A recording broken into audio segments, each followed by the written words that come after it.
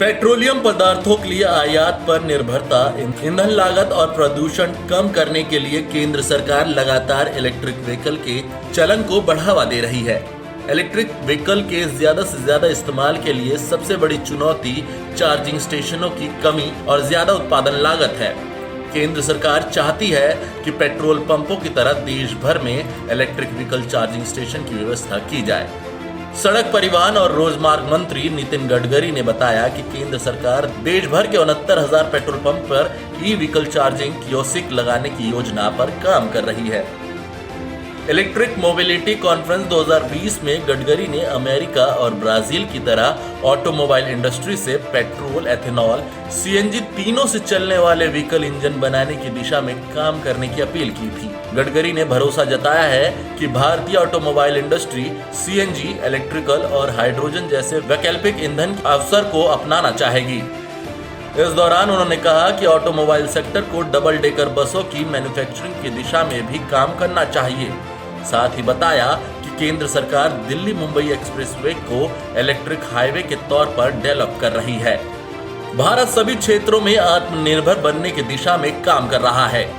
भारत सरकार इसके लिए सभी इंडस्ट्री को हर संभव बढ़ावा दे रही है। केंद्रीय मंत्री गडकरी ने कहा कि उनका सपना है अगले 5 साल में भारत ऑटोमोबाइल मैन्युफैक्चरिंग हब बने। साथ ही भरोसा जताया कि उनका ये सपना जरूर पूरा होगा। गडकरी ने कहा कि ऑटोमोबाइल सेक्टर ने हाल ही में कई इनोवेशन किए हैं। व्हीकल के अलग अलग डिजाइन और मॉडल्स का डेवलपमेंट, शानदार शोध कार्य, बड़ा बाजार, सरकार का स्थायी फ्रेमवर्क और देश के मल्टी टैलेंटेड इंजीनियरों के नए आइडियाज से ये सपना साकार होगा। This is my request to all of you.